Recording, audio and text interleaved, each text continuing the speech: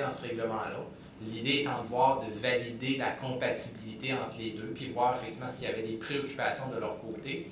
Et ensuite, ben, le document, bien sûr, a fait l'objet déjà d'un premier tour de roue, première vérification avec la Ville de Québec. Puis après ça, ben, il a été validé parce que le document, produire un plan de conservation, ça ne se fait pas vraiment dans 6 mois. C'est quelque chose qu'on fait depuis plusieurs années.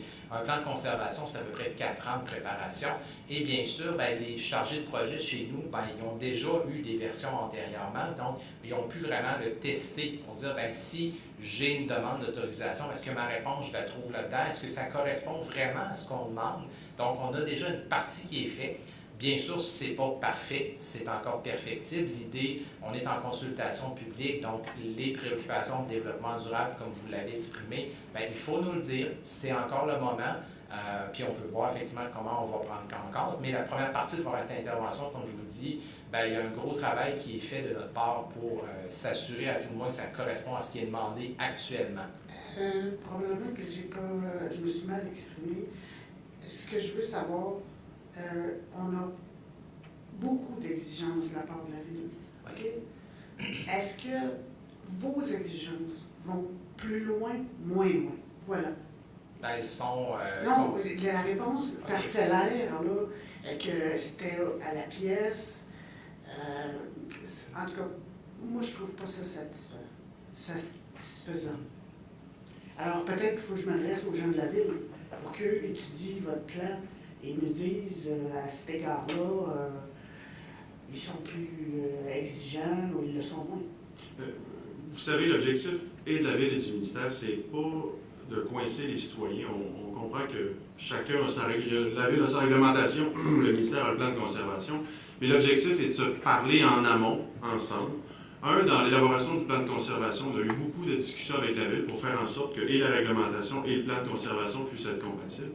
Et deux, quand il y a des cas précis de projets qui sont déposés, bien sûr, on essaie de travailler avec la Ville de Québec en amont pour éviter justement que vous vous retrouviez avec un élément qui est plus sévère que l'autre et vous êtes un peu coincé entre l'arbre et l'écorce.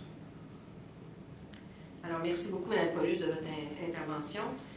Vous n'avez pas terminé?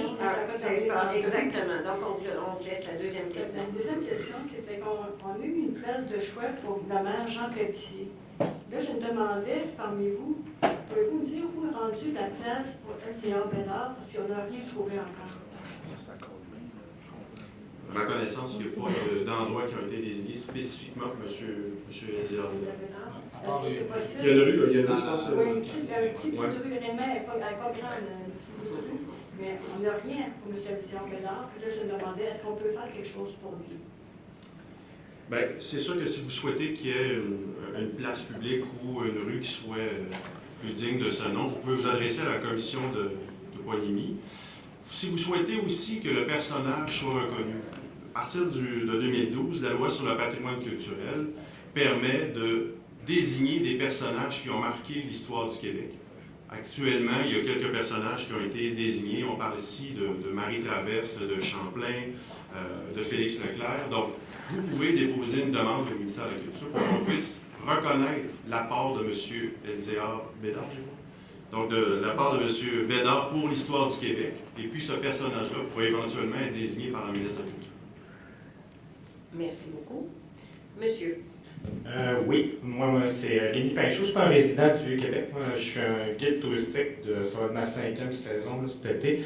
Puis je ne peux pas vraiment avoir des questions sur le patrimoine bâti, comme je ne suis pas justement dans une résidence dans le Vieux-Québec, mais au moins je peux le voir à l'extérieur, puis je peux voir que vous avez des critères qui suivent un peu aussi la ligne que déjà la Ville de Québec. Moi, en fait, ma question, c'était pas vraiment reliée à ça. Je voyais, même si ça me donne mon gagne-pain être un guide touristique, je vois bien les conséquences que ça a aussi sur, pas le patrimoine comme tel, le patrimoine matériel des gens, puis la vie qu'il y a dans le Vieux-Québec. Je vois bien l'impact que ça a le tourisme de masse dans cette ville-là que j'aime bien montrer.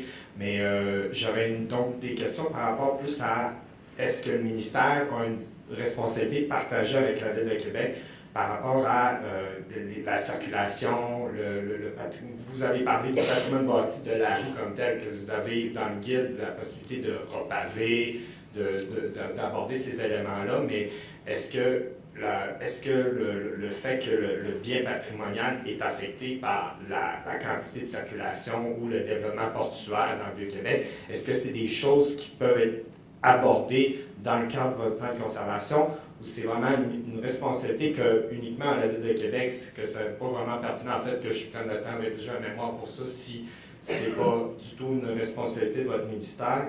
Puis je voulais savoir donc aussi, est-ce que vous aviez dit que c'est votre principal c'est ma deuxième question, ça, c'est est-ce que c'est votre principal interlocuteur pour le site du patrimoine mondial de l'UNESCO, c'est Parcs Canada, puis il y a quand même des éléments importants qui sont abordés dans les rapports reliés au site du patrimoine mondial de l'UNESCO par rapport au développement portuaire et la circulation. Est-ce que c'est des choses qui concernent le ministère, qui interpellent le ministère à vouloir peut-être s'ingérer ou faire des recommandations à la Ville de Québec, ou vous laissez complètement ça dans leurs mains, parce que ça affecte quand même le fait que la Ville de Québec soit honorée à une reconnaissance internationale d'être un patrimoine mondial de l'UNESCO. Puis ça a un impact de laisser un développement portuaire intensif et un tourisme de masse circuler dans la ville. Je sais que c'est mon gagne-pain, mais ça affecte vraiment le bien que je montre depuis 5 ans. Puis je suis là juste depuis 5 ans. Là. Il y a des guides qui sont là depuis 30 ans, puis ils pourraient vous le dire bien mieux que moi. Mais je vois l'impact que ça a tranquillement sur mon travail puis sur les gens que je côtoie dans mon travail en étant dans le Vieux-Québec. Donc, est-ce que vous êtes capable de me dire si c'est une responsabilité qui est partagée par le ministère? Est-ce que vous avez un droit de regard là-dessus? Est-ce que ce serait pertinent dans ce cadre-là que j'écrive un mémoire pour aborder ces éléments-là qui me concernent? Merci. Oui. Bien, c'est sûr que une des parties de la question sur l'UNESCO, effectivement, quand vous parlez tantôt, vous parlez probablement des rapports périodiques qui sont faits, donc c'est une obligation des États parties. C'est Parcs Canada qui les fait, mais pour la rédaction, dans le fond, Parcs Canada interpelle les parties prenantes, donc le ministère, la Ville de Québec. Moi, j'ai déjà participé, donc ce qui fait que quand vous voyez des choses qui sont écrites là-dedans, bien, c'est des choses qui ont été dites en réunion par toutes les parties prenantes ensemble, ce qui fait que ce n'est pas des éléments que Parcs Canada fait tout ça dans son coin. Ce qui fait que les constats qui sont portés, c'est des constats qui sont partagés, qui sont connus de tous. Ce genre de constats se discute également dans le cadre de la table de concertation du Vieux-Québec. C'est sûr que de notre côté, nous autres, on a un bout qui concerne les impacts physiques. Ça veut dire que si on parle effectivement d'aménager ou de construire pour le tourisme, là, effectivement, c'est des interventions qu'on contrôle parce qu'on contrôle les interventions physiques. Par contre, quand on parle d'impact comme la circulation, des choses comme ça, bien sûr, ça, c'est plus dans l'usage. Puis l'usage, comme on l'avait dit précédemment, c'est vraiment le contrôle des usages, c'est la loi sur l'aménagement et l'urbanisme, donc la responsabilité de la Ville de Québec.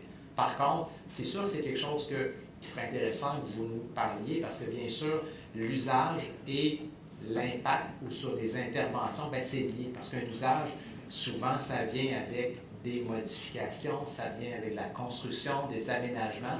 Donc, cette portion-là, elle nous intéresse. C'est certain. Elle, on a une prise directe. La première partie, si on parle effectivement de seulement des éléments comme circulation, donc l'utilisation de l'existant, c'est pas que ça ne nous intéresse pas, on est préoccupé, mais on n'a pas de portée de prise légale en vertu de loi sur ce bout-là.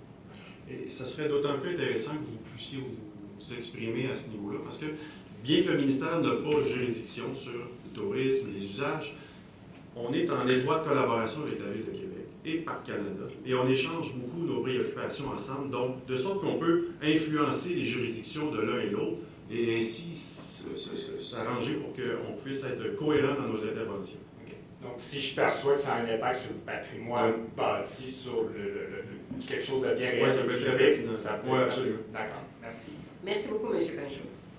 Monsieur. Oui, mon nom est Claude Beauchamp, je suis résident de Québec. Vous avez parlé du partenariat avec Parcs Canada. Il n'y a pas que Parcs Canada dans les intervenants fédéraux au Québec. Il y a le Port de Québec, il y a la Défense nationale, il y a d'autres ministères qui ne sont pas nécessairement, qui n'ont pas toujours les mêmes volontés de respecter le patrimoine. Est-ce que, par exemple, un organisme comme le Port de Québec va être soumis à l'application des orientations qui vont découler lorsque le plan de conservation va être adopté?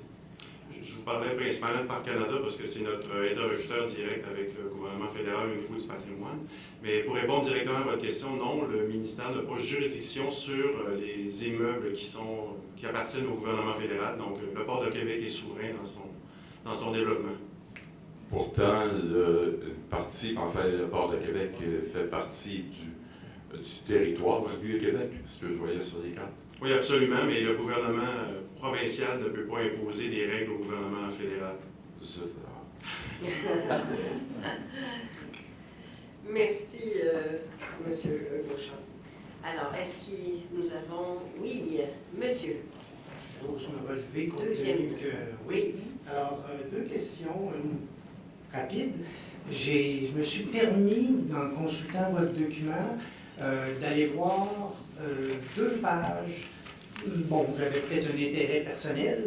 Je dis personnel, on est plus de 50 préoccupés par le même projet qui s'en vient. Déjà souscrivons à avoir au minimum, on va dire, des difficultés que le projet présenté. Je ne veux pas en parler ce soir. Mais l'idée, c'est que dans les 2 pages qu'on parle pour toute nouvelle construction dans le Vieux-Québec, on utilise à peu près à 90% au début de chaque, mettons qu'on appelle orientation, favoriser. J'aimerais comprendre votre sens de favoriser et surtout, est-ce que c'est correct, il me semble dans mon français, qu'au-delà de la réponse elle est donnée, de croire que si plusieurs orientations se recoupent, parce que quelque part toujours une certaine logique dans vos orientations, comme je disais tout à l'heure, je ne change pas d'idée, il y a une bonne base dans le document, puis je pense que ça peut faire théoriquement un bon cadre de référence dans la mesure qu'on veut bien, pas rien que s'en inspirer, mais vraiment là, travailler avec. Alors, je vais commencer avec celle-là. Je vais être honnête avec vous, je partage votre préoccupation. J'aimerais beaucoup que dans les plans de conservation, on puisse y aller avec des verbes un peu plus affirmatifs. Interdire, proscrire, des choses comme ça. Malheureusement, le pouvoir de la ministre ne nous le permet pas. Je vous ai fait la distinction au préalable.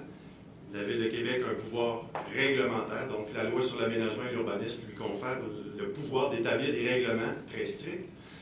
Le pouvoir de la ministre est un pouvoir discrétionnaire qui est étudié au cas par cas et qui fait en sorte que les orientations qui sont dans le plan de conservation se doivent d'avoir une certaine ouverture pour pouvoir exercer le pouvoir discrétionnaire. Si on y va de façon trop balisée, trop restrictive, le pouvoir de la ministre se voit brimé, je vous dirais, ce qui peut faire en sorte qu'il peut y avoir beaucoup de contestations juridiques et de sorte qu'on ne verra pas la fin des dossiers. Donc, on se doit d'y aller avec une ouverture. On se doit aussi de faire en sorte qu'on ne souhaite pas que tout soit appliqué à la lettre.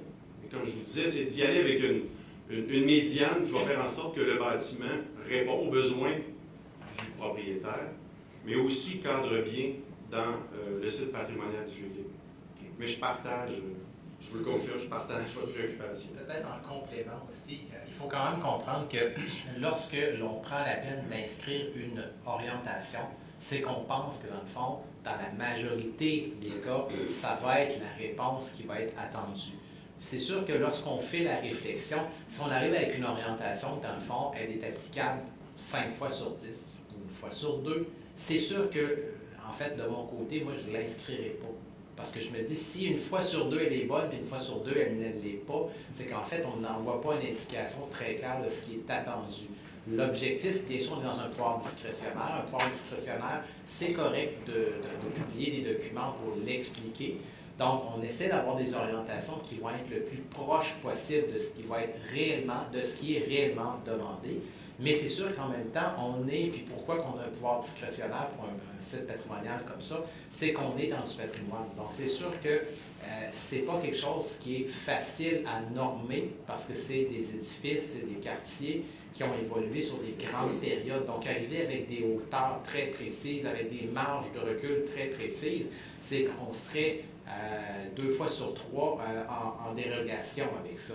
Donc, c'est sûr que l'idée, c'est d'arriver avec quelque chose qui soit plus dans le qualitatif pour pouvoir vraiment s'adapter aux particularités de ce patrimoine-là. Donc, d'avoir une certaine souplesse pour pouvoir avoir des réponses qui soient sensées et non, On sait, des fois, dans du normatif, on arrive avec des projets que une municipalité pourrait ne même pas vouloir, mais elle est obligée de l'autoriser parce qu'elle respecte son cadre. Donc, les gens souvent le savent que c'est un mauvais projet, mais ils le respectent. Donc, dans du normatif, on n'a comme pas beaucoup de choix. Nous, on est dans du qualitatif, donc nécessairement, on a cette possibilité-là de travailler plus finement. Donc, c'est pour ça qu'on utilise des orientations. Je disais, je ne veux pas commencer à jouer le jeu de la réplique, mais je pense que si ce cadre-là servait, mettons, pour la majorité des projets de construction, de rénovation, etc., de cadre de référence, et vraiment on s'en inspirait sérieusement, pour le peu que j'ai étudié, ça serait une très bonne base. Maintenant, comment comprendre ou expliquer, puis je ne vous mets pas le chapeau, le singe qui est sur les épaules de la ville, là, mais comment comprendre que le cadre n'existant pas à l'heure actuelle, depuis 18 mois que la ville a la délégation, puis là je ne veux pas monter au calendrier grec, je pense juste la date de délégation, je pourrais nommer tout de suite 3 projets, au minimum 2 que tout le monde ou presque connaît, pour ne pas les nommer, les 140 chambres plus ou moins additionnelles en arrière du Capitole, le projet de 200 unités de condos à l'école Saint-Louis de Gonzague, qui sont collés les deux sur les fortifications.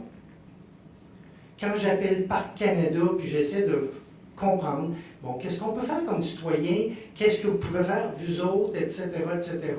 En gros, j'y vais un peu vite, je n'ai pas le choix, le temps, là, pour laisser la place à d'autres, mais on me dit en gros, nous, un peu comme vous autres, on est des partenaires de la Ville de Québec, mais on est des partenaires en termes un peu comme des orientations, des recommandations, mais ce n'est pas nous autres qui décidons, c'est pas nous autres qui, vraiment, à un moment donné, on trace la cour de récréation, le carré de sable, etc. Là. Et il m'a donné quelques exemples concrets, genre, si on construit caricature un petit peu, mais un mini-centre d'achat devant les fortifications, ça ne passera pas. Mais projet par projet, si on parle juste d'un immeuble, nous, on ne s'implique pas. Mais je regarde les 2 projets qui sont littéralement vont être face à face, sont collés sur des fortifications. Il m'a fait voir, on a exprimé notre point de vue à la ville, mais après ça, c'est les autres qui vont de l'avant. Et puis là, je ne vous parle même pas d'auteur qui n'est plus votre dada, là.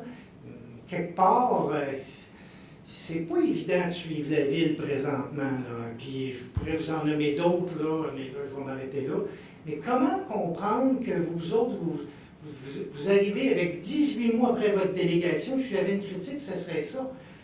Fantastique que le Conseil et le ministère arrivent avec un cadre qui a l'air d'être très bien à première vue, de façon théorique, comme je dis, puis je pense qu'il pourrait l'être de façon pratique si on a de la bonne volonté des villes. Puis je ne prends pas les individus un par un. J'ai beaucoup de respect pour la plupart des professionnels qui sont là.